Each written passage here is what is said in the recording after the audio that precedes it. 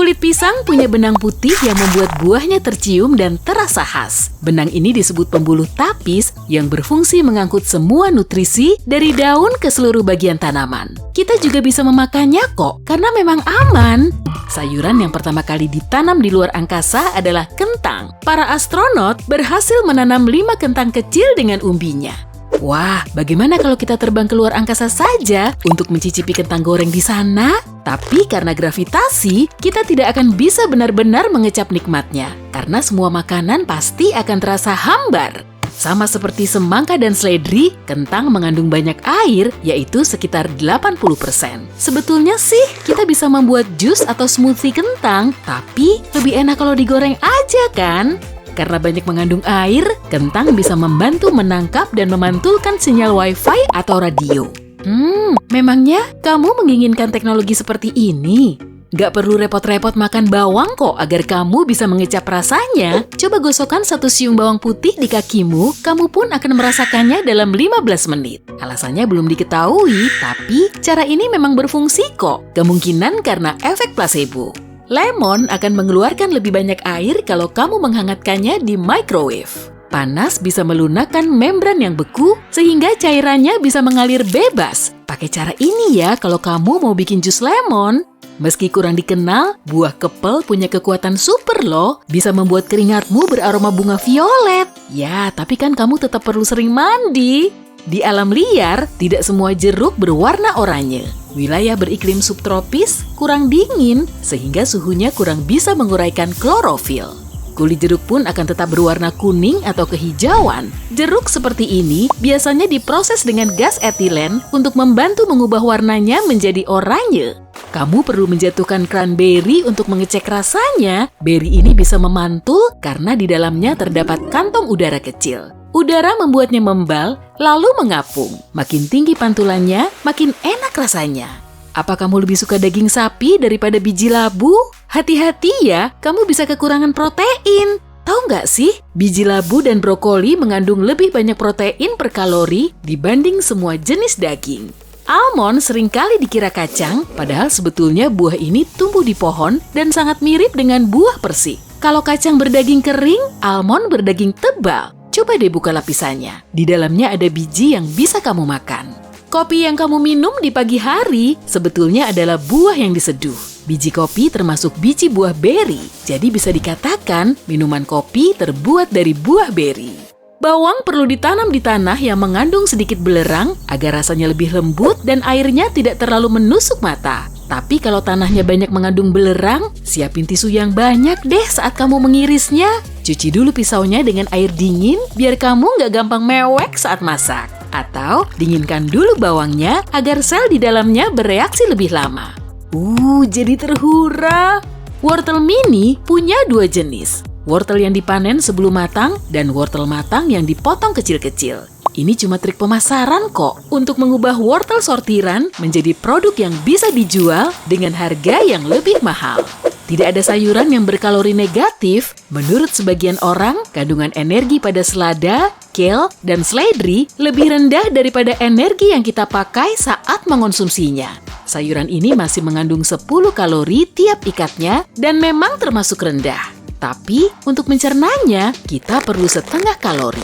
Kalau kamu pernah mendengar informasi soal kulit timun yang bisa dipakai sebagai penghapus, jangan percaya deh. Aku sudah mencobanya kok, dan bukuku malah rusak.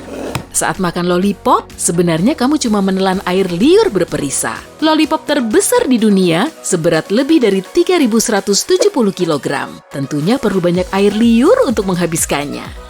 Tiap kali kamu beli keju parut, siap-siap dapat kejutan ya. Kalau di kemasannya tertulis mengandung selulosa, maka keju tersebut mengandung bubur kayu. Tapi tenang, bubur kayu ini bisa dicerna kok.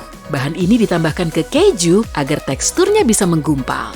Saat beli wasabi di supermarket, kemungkinan kamu cuma beli lobak pedas. Wasabi yang asli sangat sulit dibuat, jadi biasanya diganti dengan lobak pedas, perisa, dan pewarna tambahan. Sekitar 99% wasabi yang dijual di Amerika Serikat bukan wasabi asli. Apa kamu tahu persamaan antara saus salad ranch dengan sunscreen? Sama-sama pakai titanium dioksida sebagai pemutih. Saus itu sendiri awalnya tidak putih, sama seperti saus salad Caesar atau salad keju biru. Ikan salmon yang dibudidayakan sebetulnya berwarna putih. Yang ini tidak pakai titanium dioksida kok, agar mirip dengan kerabatnya di alam liar yang secara alami berwarna pink karena memangsa banyak udang. Para peternak membudidayakan salmon yang diberi pewarna buatan. Permen buah kesukaanmu terlihat mengkilap karena dilapisi lilin karnauba. Buah-buahan seperti apel juga dilapisi dengan lilin ini. Bahkan, mobil pun bisa berkilap kalau dilapisi karnauba. Meski terlihat beda, buah persik dan nektarin sebenarnya sama. Kalau gen berbulunya dominan, jadilah persik. Tapi kalau resesif, jadilah nektarin. Rasa apel akan lebih enak kalau diiris seperti ini karena terpapar oksigen. Oksigen mengaktifkan enzim khusus yang membuat apel jadi matang dan terlihat coklat. Begitupun saat kamu membantingnya, oksigen akan masuk melalui celah kecil sehingga apel jadi lebih matang. Apa kamu menyukai coklat putih? Jangan kecewa ya, coklat putih berbeda jauh dari coklat yang sebenarnya. Bahan penyusunnya terdiri dari campuran gula, susu, vanila, dan lemak kakao. Lemak kakao saja masih belum cukup karena harus mengandung coklat cair atau bubuk. Jeruk nipis dan lemon juga jauh berbeda. Kalau dimasukkan ke air, lemon akan terapung, sementara jeruk nipis tenggelam. Alasannya karena jeruk nipis lebih padat daripada lemon.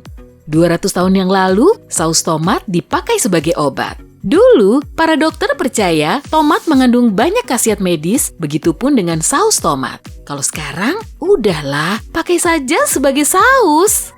Chipotle tidak termasuk lada kok, tapi cabai jalapeno yang sering kita kenal itu. Nah, kalau dikeringkan dan diasapkan, jadilah chipotle. Satu-satunya produk yang tidak akan basi meskipun tidak disimpan di kulkas adalah madu. pH-nya rendah dan kandungan gulanya tinggi. Karena itulah, semua organisme tidak bisa hidup di dalamnya untuk merusak madu. Permen berwarna cerah diwarnai dengan kumbang. Pewarna makanan merah terbuat dari karmin yang terbuat dari kumbang cochineal. Lipstik merah juga sama. Ya. Selai dan jeli memang terlihat mirip, tapi punya perbedaan yang mencolok. Selai terbuat dari buah, sedangkan jeli dari jus buah. Tanggal kedaluarsa di air mineral tidak bertujuan untuk menginformasikan airnya sudah basi. Karena sebenarnya, air tidak akan basi. Tanggal tersebut menunjukkan masa kedaluarsa botol. Seiring waktu, botol akan meluruhkan bahan kimia yang membahayakan. Air tonik bisa berpendar dalam sinar hitam ultraviolet. Di dalamnya terdapat quinina yang menjadikannya pahit sekaligus berpendar.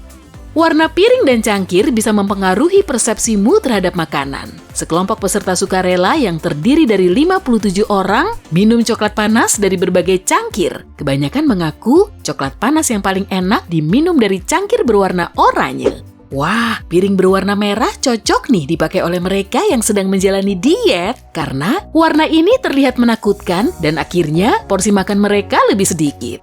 Dibanding gula, cracker justru lebih merusak gigi. Zat yang merusak email gigi bukanlah gula, tapi asam. Nah, cracker yang lengket itu menghasilkan asam. Tempat asam sangat disukai bakteri, sehingga organisme ini akan berpesta pora di sela-sela gigi. Sebetulnya, stroberi dan raspberry tidak termasuk beri-berian. Biji kedua jenis buah itu berada di luar. Buah beri yang sebenarnya, seperti anggur, tomat, timun, dan bahkan pisang, punya biji di dalam buah.